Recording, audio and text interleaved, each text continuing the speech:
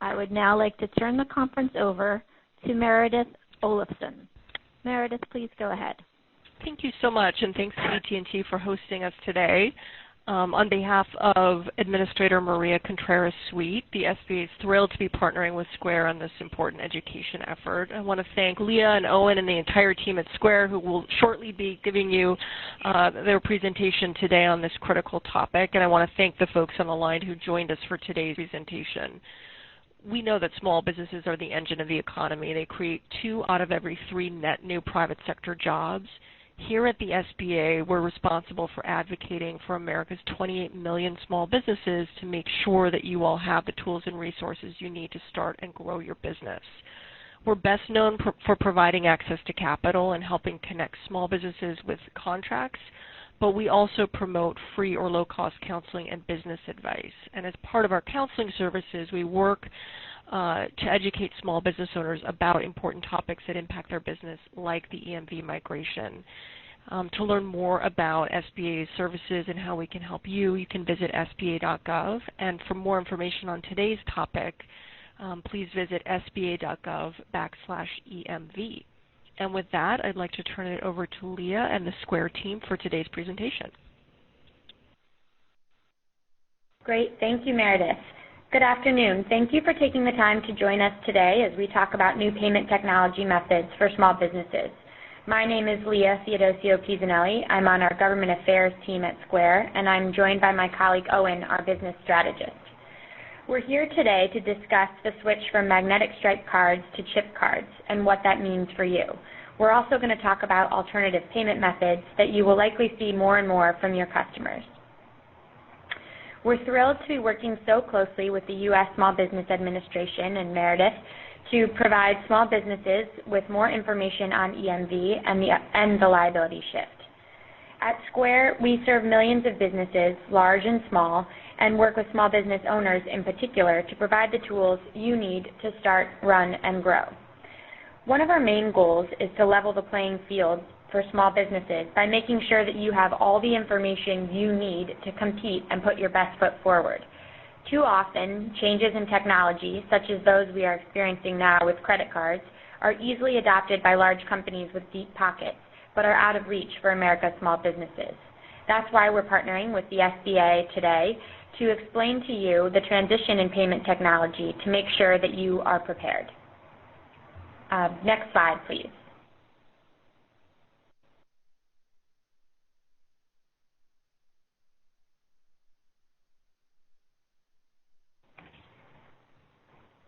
As small business owners, you need to be able to meet your customers where they are. That means you need to be able to accept payments in a way that is most convenient, safe, and secure for them. If you look in the average American's wallet, you will likely see some cash and a few magnetic stripe cards, and maybe even a card or 2 with an embedded chip. In the coming months, those magnetic stripe cards will be replaced by chip cards, and in the coming years, those wallets will likely be replaced by smartphones. Magnetic stripe cards are pretty outdated. They're made from the same technology that you would find in a cassette tape. Here in the United States, we've learned that the hard way, from high fraud rates. The United States lost $5.3 billion to credit card fraud in 2013, up 14.5% from 2012. Half of the world's credit card fraud happens in the United States, even though only a quarter of all credit card transactions happen here. In order to ensure that our payments are more safe and secure and that our customers' information is safeguarded, we are making a transition, we as in the United States, are making a transition from magnetic stripe card technology to the much more secure chip card technology, or EMV. That technology is already used in most developed countries throughout the world today. So today we're going to explain to you what exactly EMV is, what the transition will look like, and what we think payments will look like in the near future, and most importantly, what small businesses like you need to know in order to be prepared. First, we're going to show you a quick video giving an overview of what EMV or chip technology is, and then we will explain it in more detail. So if we could switch to the video, please. Absolutely. Please just stand by for one moment.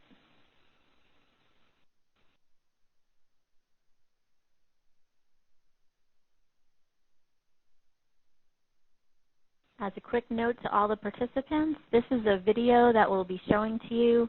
This video, for the audio for the video that's going to be shown will be played through your computer speakers, so please take this moment to turn your computer speakers on and turn the volume up.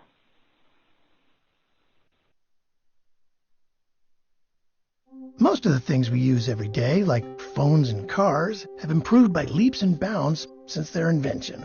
Yet that magnetic stripe on the back of your credit card is the same technology you'd find in the tape in your Walkman. So, our credit and debit cards are about to get an upgrade. This new technology is called EMV, after Europay, MasterCard, and Visa who developed it, but it's sometimes referred to as chip cards or smart cards too. These new credit cards will look just like the ones we use now, except for the little chip embedded in the card itself. See, that little chip is actually a tiny computer/guard dog, and it makes counterfeiting much more difficult. Unlike magnetic stripe cards, chip cards create a unique transaction code every time they're used. The card is dipped and left in place as the chip and reader agree on a secret, one-time only password which can't, say, be copied by a bad guy. Now, while the U.S. is first in a lot of things, like moon landings and rollerblading, we're one of the last countries still using magnetic stripe cards. And it's costing us. The U.S. is home to roughly a quarter of the world's credit card sales, but nearly half of the world's credit card fraud. And credit card fraud isn't a pie we want the biggest slice of. So Americans will soon be issued chip cards. And if you're a business owner, you'll need a way to accept them.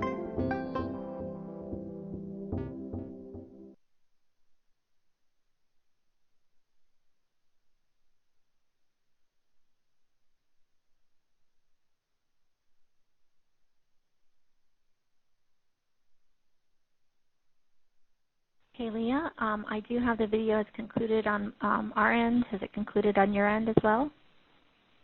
Yep. Okay, in that case, I'm going to go back to the slideshow for you. And when you go back, do you mind suggesting that everybody send questions in online so that way we have them for the end? Absolutely. Again, as a reminder, you're welcome to submit questions during the presentation, and we will answer your questions during a planned question and answer session. You may use the Send Note button in your top toolbar or the Notes tab on the right-hand side of your screen. Please address your notes to all moderators. And just as a quick reminder, some participants have said they haven't been able to see the video. The video shows, the video is bandwidth dependent, so if you're in a slower modem or a more rural area, you might have had difficulty seeing the video.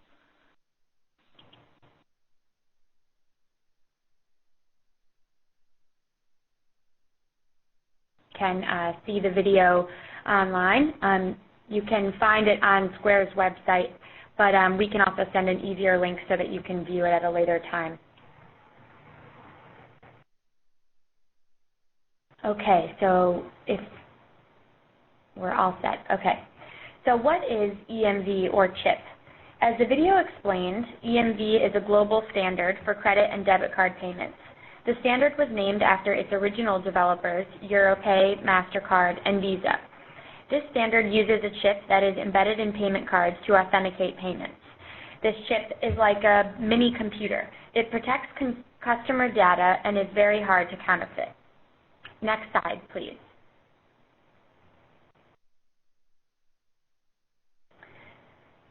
So how is EMV or chip more secure? The reason why is that chip, or EMV cards, encrypt sensitive information, which makes it much harder to counterfeit than their magnetic stripe predecessors. While data on a magnetic stripe card is static, the data on a chip card is constantly changing, making it much harder for fraudsters to access or to copy it. For example, when a buyer puts a chip card into the card reader, the chip talks back and forth with the card reader in a secret language to authenticate the transaction. That language is different each time the card is entered into the reader. It's important to note that chip cards are only more secure when they are read through specific card readers that can speak this language to authenticate the card. If you were to key in a chip card's number, that card is no more secure than a magnetic stripe card. It's the chip, when read in the EMV reader, that makes everything more secure. Next slide, please.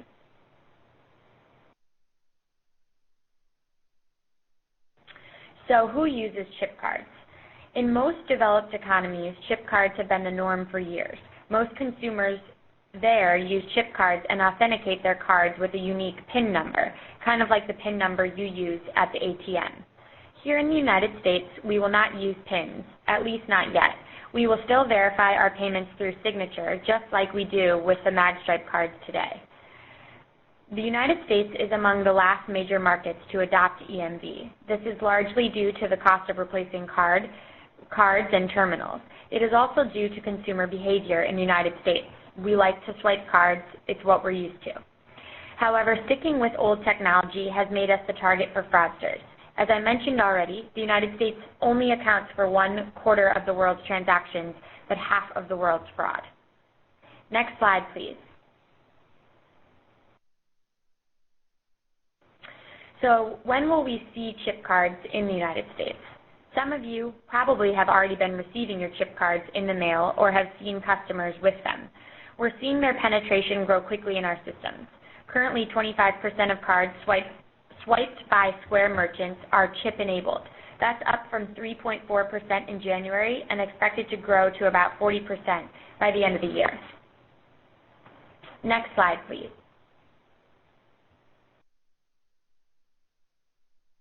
So let's talk a little bit about the liability shift that occurred this month in October. One of the most important things that small businesses need to be aware of is this shift that happened this month. Essentially what it means is that you as a small business owner are now liable for certain types of fraudulent transactions with a chip card if you process that transaction on a terminal or reader that only reads magstripe cards and cannot read a chip card. If a customer presents a chip card and you only have a magstripe terminal, you could bear the fraud loss. That is a loss that was previously covered by the banks.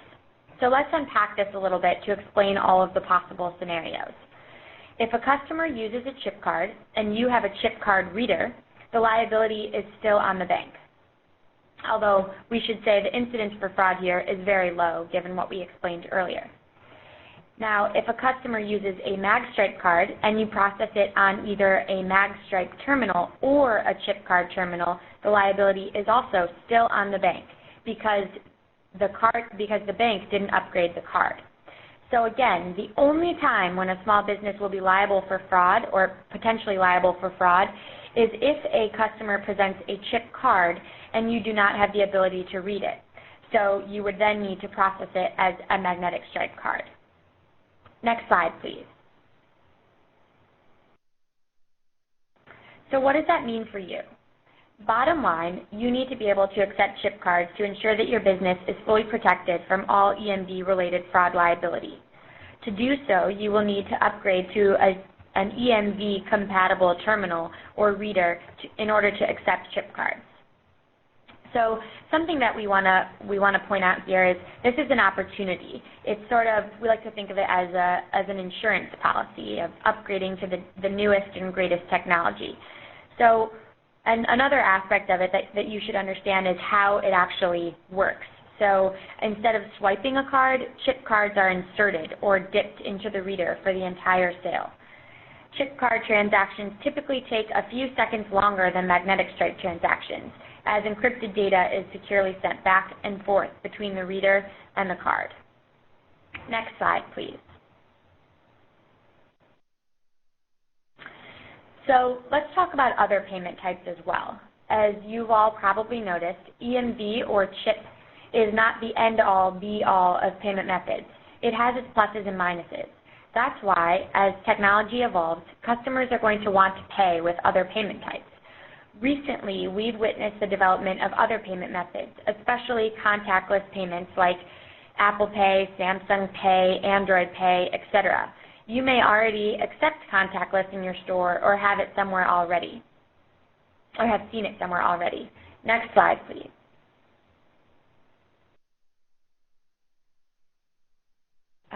Yeah, there you go. So how does contactless work? Contactless payments rely on a different form of technology called near-field communications, or NFC. What makes these transactions so attractive for businesses and customers alike is that they are fast, convenient, and safe.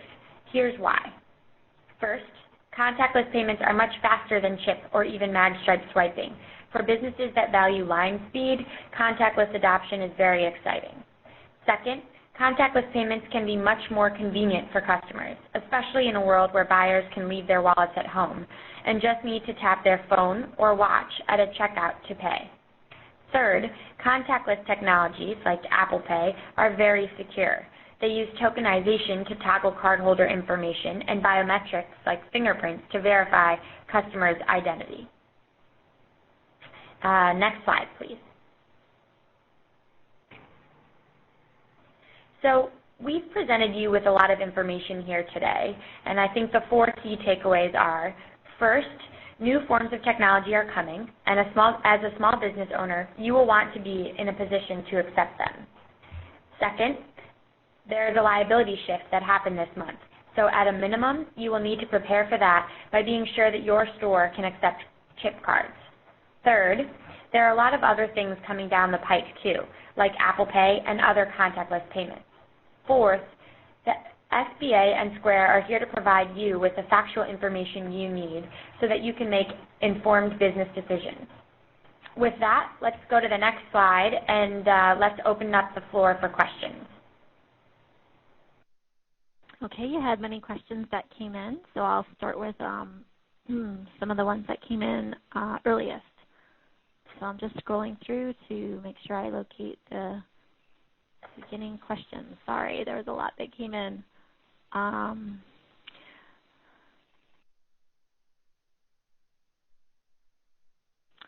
Bonnie Lewis asks how much longer it will be until she gets her chip reader that she ordered earlier this summer. I'm not sure if that's something that you can address or not. Sure. So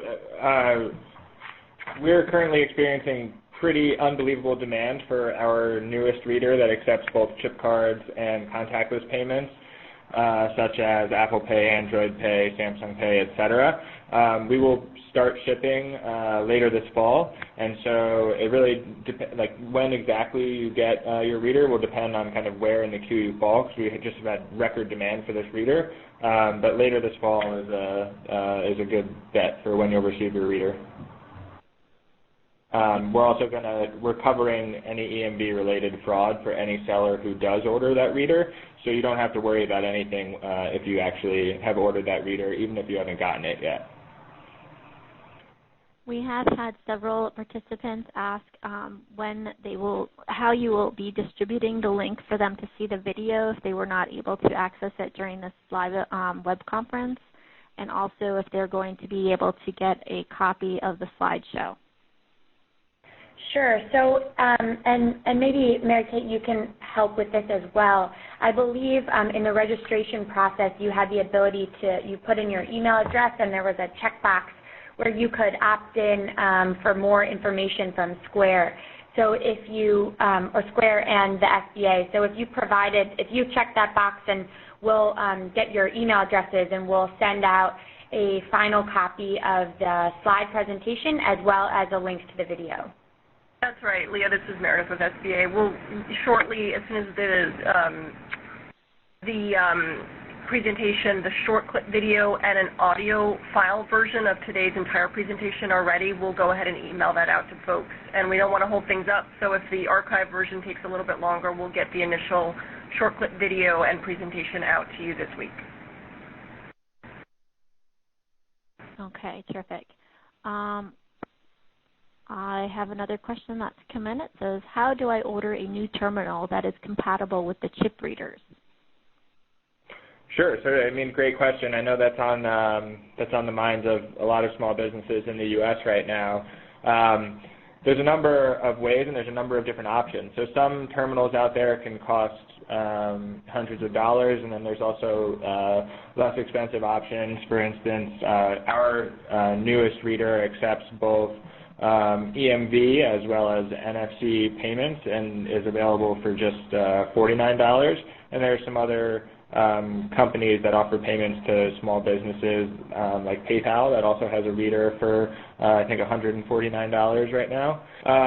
But really it's talking to your payment payment processor, so whoever's doing payment processing for you, or perhaps the bank or the merchant acquirer through whom you originally got your magstripe terminal, that's probably the best place to start in terms of looking for a new terminal that will allow you to accept EMV and probably also NFC. Okay, we have another question asking, I have already ordered one chip card, but I need 2. How do I order more? When will you have the Apple Pay readers out?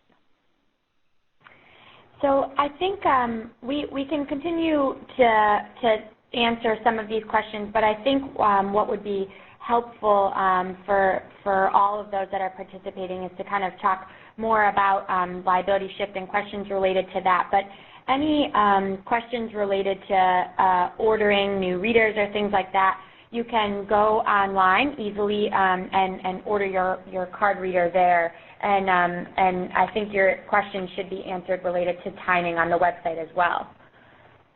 Okay.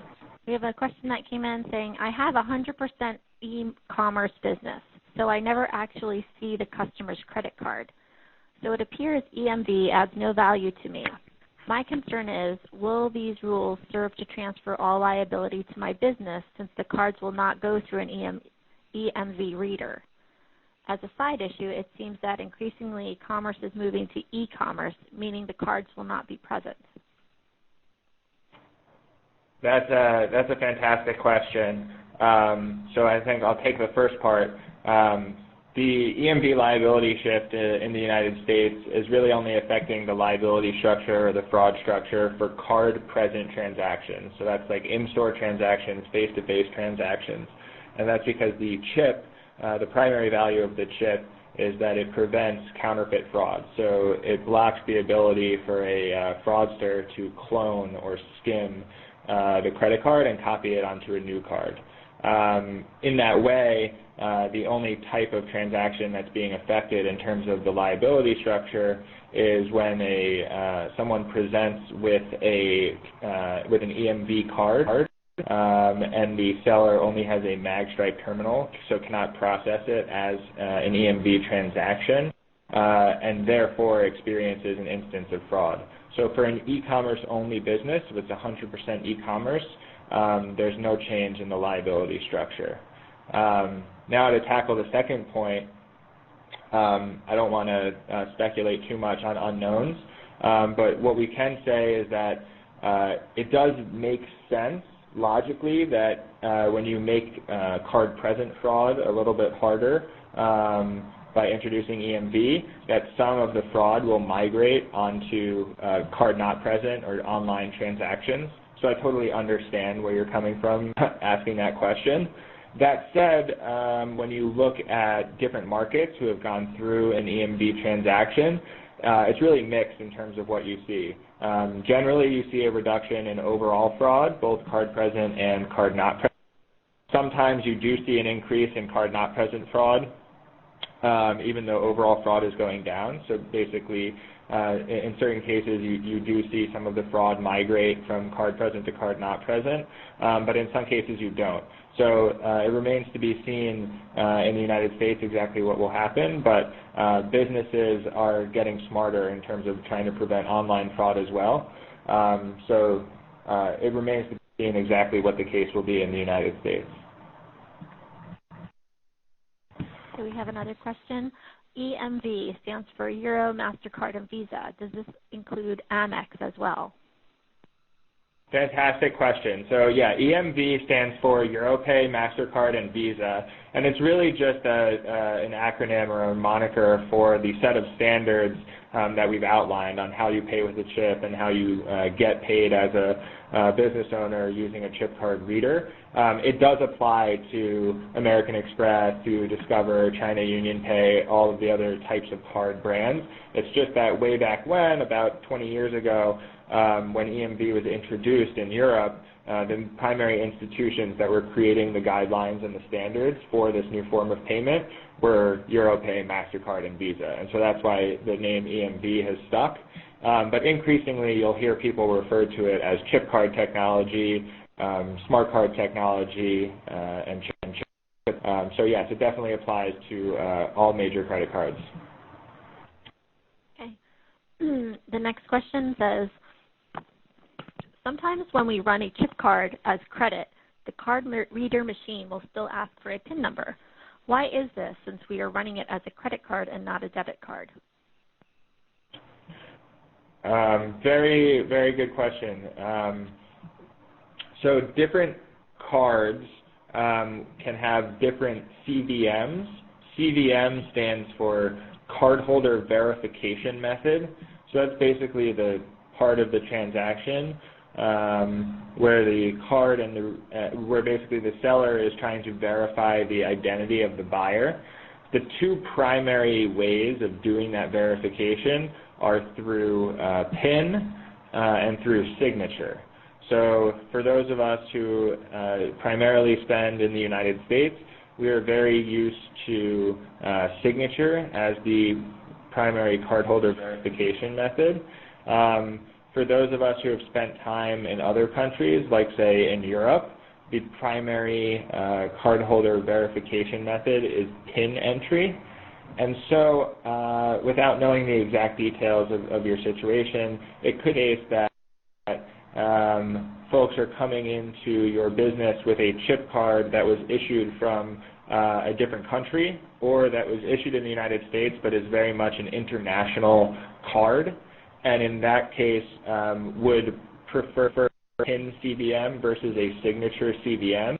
But that should be mostly a corner case or a small number of cases, as the majority of cards in the U.S. are going to be chip and sign or chip and signature cards, as that's the way for right now how we're going to verify card holders in the U.S. Your next question. We provide consulting services. Our customers are not present at our facility. How can we continue to accept card-not-present transactions without being further penalized by paying a higher transaction fee? Many of our clients are out of state.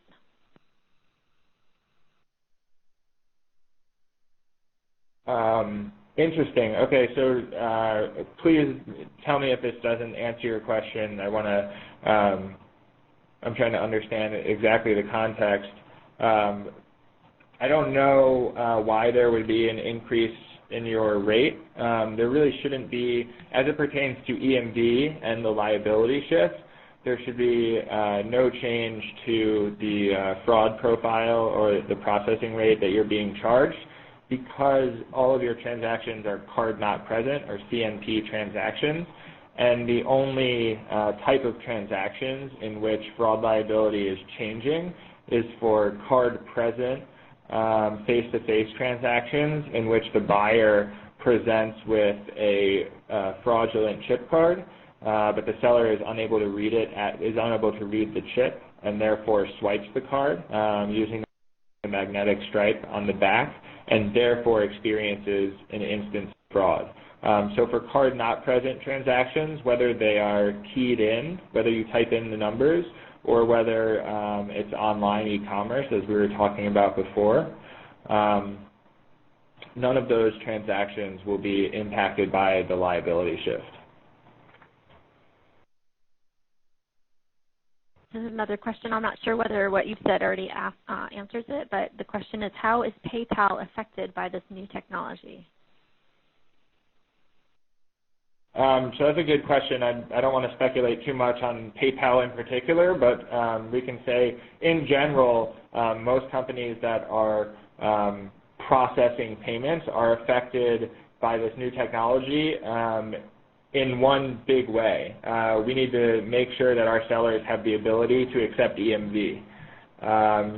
So you'll see companies like Square and PayPal and every other company that processes payments and creates terminals modifying the solutions that they offer such that the primary reader or terminal that is being offered to its customers is not a magnetic stripe only terminal, but rather accepts EMV as well. And I think what you'll see going forward is that a lot of these businesses who are upgrading from a magstripe only terminal will choose to get a terminal that doesn't only accept EMV and magstripe, but also accepts NFC. So if you're going through the process of upgrading your terminal and you're paying a decent amount of money for that fixed cost, what we're seeing more and more is that sellers prefer to kind of fuel their business by being able to accept both contact EMV as well as contactless solutions like, for example, Apple Pay, Samsung Pay, Android Pay. Next question that says, we do business-to-business work. What options do we have in lieu of sending a paper check? We tried the EFT, electronic check, with QuickBooks Merchant Services, but had significant problems with that. Are there other solutions? Great question. There are increasingly more solutions. So if you were to Google an online invoicing platform, there are many of them. For instance, Square offers invoicing, which is done pretty seamlessly through email. In addition, there's new ways to pay, new platforms for paying, whether that's peer-to-peer or business-to-business, where you can move money electronically much faster than with a paper check. So just again, for instance, there are services like Square Cash Pro, where you can actually pay and get paid as a business owner via Square Cash, and all you need to do is enter your business debit card number.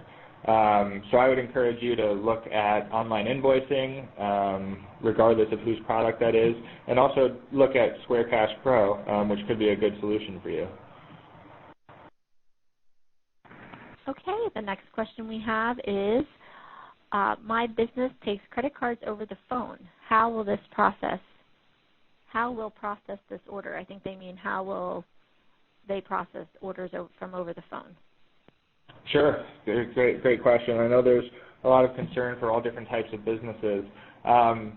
So really, there won't be much change for this particular business. So again, the chip begins to change the transaction flow when the chip card and the buyer are present. So only in kind of face-to-face, in-store transactions. But a chip card is really similar to a magnetic stripe card in terms of the other elements that are at play. So there's still the numbers on the front or sometimes on the back of the card, and there's still a magnetic stripe on the back of the card. And so if the way in which you process payments typically is by having a phone call with your buyer and entering in the credit card number that your buyer gives to you, then really nothing will change. You can continue to do that, and you won't see any change in the liability structure because it's not a payment where the card is presented in person. So there's no change in liability. Next question says, who will be regulating this new liability shift, and who will be handing down penalties and fines? Do you have any examples so far?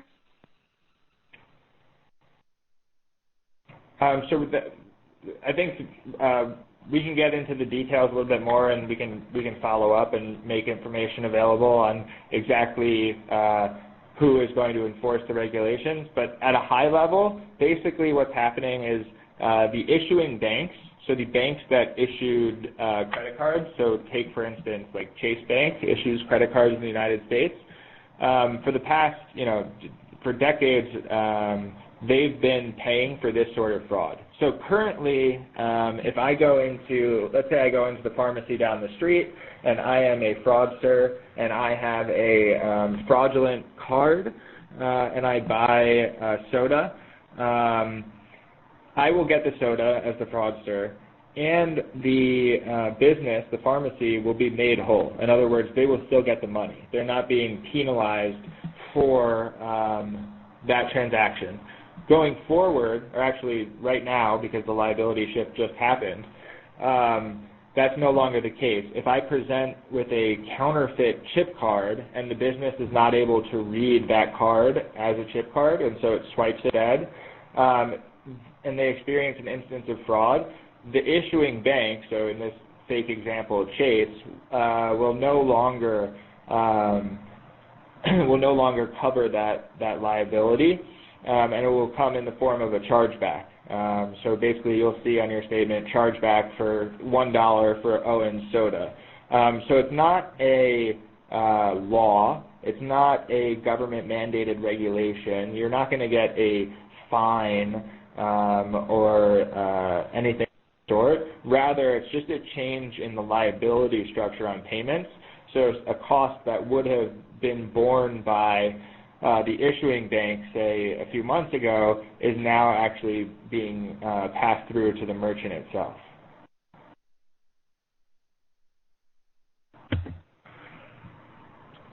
Okay, next question. It says, please go over where we can order terminals at low prices. This is a major concern. I think this is something that we've covered before, and we want to make sure that we focus on a lot of other providers out there, not just Square. We can talk about ourselves, but and obviously you can find out more information on Square's website about ordering terminals. But there are a lot of other options out there, so we encourage you to do research before upgrading to a new terminal.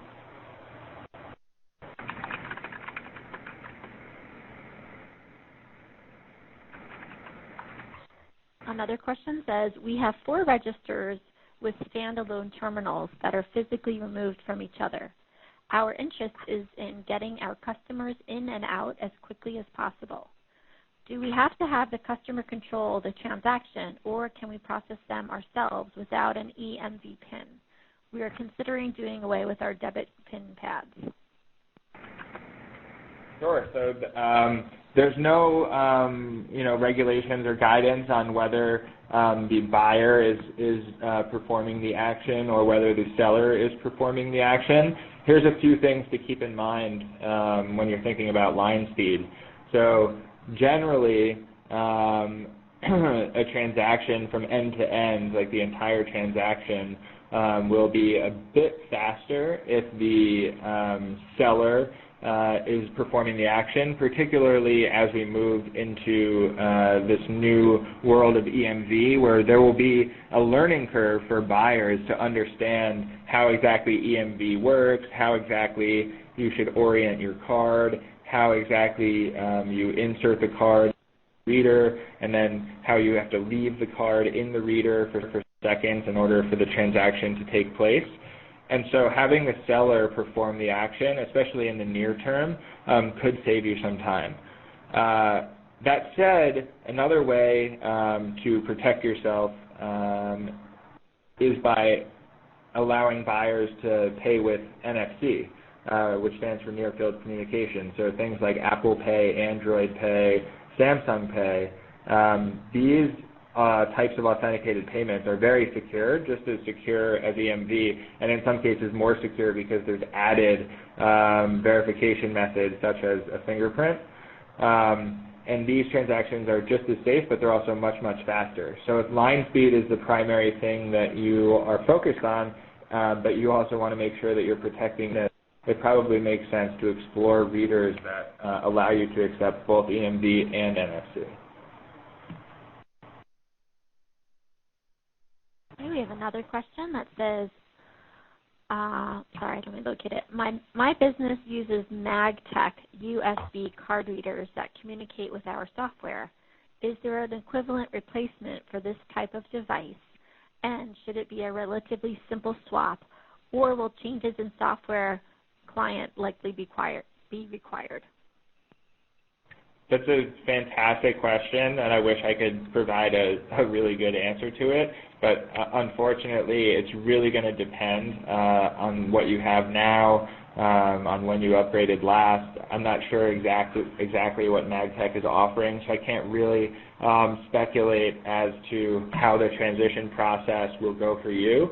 That said, the EMV transition should be top of mind for all payments companies right now, so I urge you to reach out to your provider and have this conversation with them, and they should be able to tell you just exactly how expensive it will be in terms of dollars and in terms of resources and also time. Another question came in that says, I like the way the current Square plugs into my phone. I sell merchandise at conventions and I don't have a store. Having the new Square be separate from my phone may be a problem. Sure. So that, I mean, I understand where the seller is coming from. I think we're not discontinuing the classic magstripe reader. So if a seller chooses to accept only magstripe, regardless of the security benefits of EMV, that's fine. We would suggest for most of our sellers do upgrade to EMV to protect themselves. There's also could be an opportunity for this seller to affix the new reader to the device that he or she is using, if that's preferable. But what we've found from working with sellers who have been using our new reader already, generally, putting it down on a table or a chair has worked relatively well. Okay, we have another one that says, pardon me, if the customer swipes a magnetic strip, but their card has a chip and I have a chip reader, am I still liable for fraud?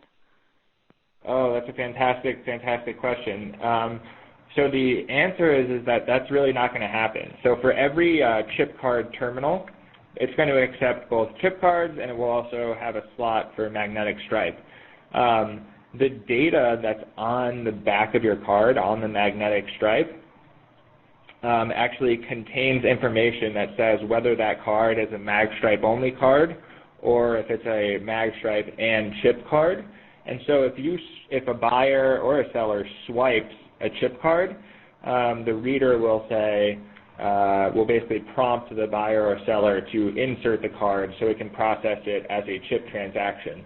So the vast majority of the time it will be you won't be able to just swipe a chip card because the reader will tell you to insert the card. Okay, we have another question that says, we have had customers use a chip card for credit and the reader wants a PIN number. However, the customer is not aware of a PIN number. Can you bypass the PIN number? Yes, I'm not exactly sure on what the card was or what the particular setup was. There are some cards that will prompt the buyer for a PIN number. I'm not going to repeat the whole story on cardholder verification methods. But generally in that case, the buyer should know what the PIN number was. So maybe this was a new card and the PIN number had not been set up. I'm not exactly sure what's going on, but for most sellers, the vast majority of the time, the verification method will be signature and not PIN, and the reader should not prompt for PIN entry. Next question. As a merchant, under what circumstances may I request a photo ID? I currently ask for ID when the card is not signed or the card asks that photo ID be requested. Yeah, so unfortunately that's something that we can't really answer as the payment services provider. I think that's something that's up to the small business themselves. For us, we're focused on the actual the card terminals. But thanks for the question.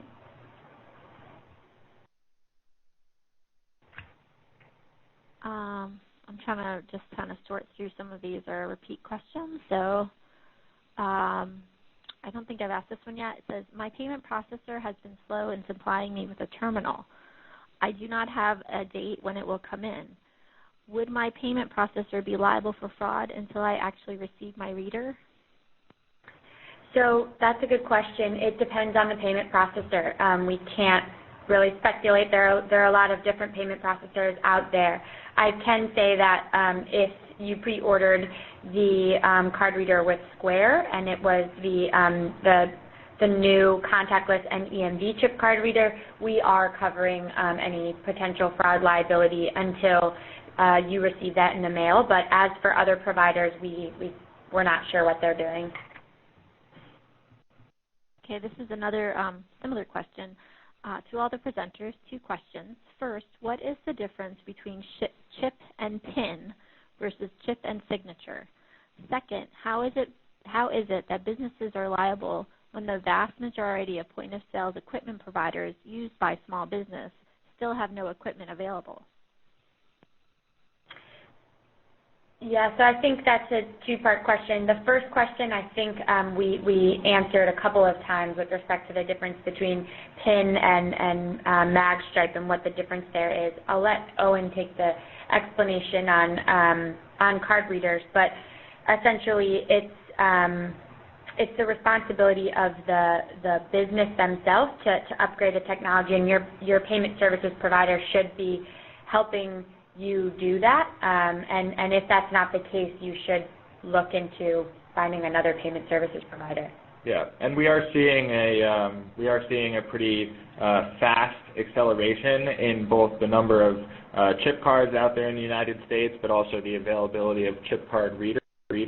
So I can't validate, whether or not it's true that the vast majority of service providers don't have equipment right now that would enable you to accept EMV. I hope that's not the case. I know Square has several options that allow our sellers to accept EMV. And so, as Leah said, perhaps it would make sense to explore other opportunities that would allow you to accept EMV, but that in any case, we're going to continue to see a pretty fast uptake of EMV over the next several months in the United States. Our next question says, if a customer presents a chip card and the merchant does not have a chip card reader yet, would the merchant be better off processing the card as card not present, keying in the numbers? Would that relieve the merchant from liability? No, that would not remove any liability. So if a buyer presents with a chip card, and if that chip card happens to have a fraudulent card number or a fraudulent mag stripe, and the seller reads the card via swiping it or via card not present, i.e. keying in the number, the liability will be the same, which is that the merchant will be liable for that instance of fraud. Okay, we have a question that's asking, what is Square? Is it the name of a company? Where is it located? Sure. So Square is a company. We're in San Francisco. We are a payment services provider, and we not only provide card readers, but also a lot of services for small businesses. And our partnership here with the SBA is focused more on education. With a lot of small businesses that we serve, we've learned a lot about what small businesses need and the questions they have, and have seen that particularly with respect to this liability shift and the transition in payment technology, that there are a lot of questions. So the SBA and Square have partnered together to talk about and do more in order to get more education out there. So that's kind of the genesis of this partnership. That's why we're trying to focus more on the technical questions about EMV and liability and less about our specific products. Next question, it says, I assume debit cards will also have a chip on them. When do banks and credit card companies have to issue new cards with the chip in them? Great question. So you're right to assume that debit cards will also be chipped over time. The liability shift that we're experiencing for credit cards right now is actually a bit later for debit cards. One of the reasons you can imagine is that it's pretty expensive to replace an ATM machine or to replace a payment terminal that allows you to enter PIN. And so giving a little bit more time to those sorts of cards, debit cards in particular. And there's no law or exact date by which all of the credit card companies need to issue new cards, but we're seeing quite a bit of acceleration in chip card issuance in the past several months. So we're probably at about 30 or 35% now even. I know the presentation said about 25%, but this continues to go up every day in terms of the share of cards in the U.S. that have chip. And we'll continue to see this increase over the coming months and years, such that the vast majority of cards, maybe 75-80% of cards, have chips in them at the end of next year. we're moving pretty quickly. For those of us who are waiting on our chip card reader, what tips do you have to protect ourselves in the meantime? Well, it depends on what payment processor you use. So I guess what we would say is do whatever you can to get your new terminal so that you're protected. And you know, like we said before, something that Square is doing is protecting our merchants until they get the card reader in their hands. So I would contact your payment services provider to see what they can do for you to make sure that you're protected until they're able to give you the card reader that protects you yourself. Next question. Does the chip reader work independently from your smartphone, or can you plug it into your phone? What will Square do to help me if the reader is stolen? So we really do want to shift the focus away from Square products in particular. This is not about Square. We want to educate small businesses, but for the sake of the question, currently the reader does not plug into your phone at all. It's separate and it connects via Bluetooth technology. I'm not exactly sure what the process would be if your reader was stolen. It depends on what insurance you have and all of that. The good news is that the Square reader is only $49 as opposed to other terminals which can cost hundreds of dollars. Yeah, and as you're looking through the questions, if you can select ones that are more focused on the EMV and the liability shift, that would be helpful. Okay. For the conversation. Just several of those had come in. So, okay, let me go to the next question. This one says, has there been any problems with the chips being read by card readers? For instance, like when the magnetic strip would be worn down and not be able to be read by card readers? Great question. So I would not say that this is prevalent at all, but it's certainly possible. You can have a damaged chip. And so generally what will happen is if a buyer has a damaged chip and tries to read the chip on the card, so it tries to process the transaction as an EMV transaction, and it fails multiple times, then we have what's called technical fallback, which means you can then swipe the card to read the mag stripe on the back, but only if the chip is damaged. Okay. If there's another question that came in, it says, if there are further questions about liability, who is a good resource for information? Sure. So many companies, Square, PayPal, and the major card networks, Visa, MasterCard, American Express, etc., have great resources on their websites and on their blogs. Of course, the SBA has great information. This information will be given to all of you. And then there's also a company called EMV Co., which has done a lot of work just on educating sellers on what the implications of EMV and the liability shift are. So you can just Google EMV CO, and that will be a great resource as well. And also, if you want to go to the next slide, I think we have a link both to SBA's website as well as Square's. You know, for our EMV specific information, it's squareup.com/EMV. And then we also have a blog called Town Square, but we'll email that out to the list of folks that opted in as well. And I think we have time for one more question. Okay.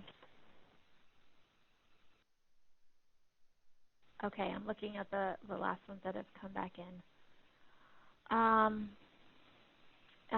We have a technical question asking, can we install these new readers easily? Do they require software to operate? So again, that is dependent upon what payment processor you're working with. There's always software linked to the reader. In Square's scenario, you have an app that you download from the App Store, and it connects with the reader itself. Well, just we want to take this opportunity to thank everybody for taking the time today to participate in this webinar and asking great questions. Again, for those of you that have opted in for more information from Square and SBA, we'll be sending out a follow-up email with a copy of the presentation, a link to the video, as well as a link to the recording of this webinar, and you know, you'll be able to find any more follow-up information with the links to our websites. And stay tuned for future webinars. Thanks.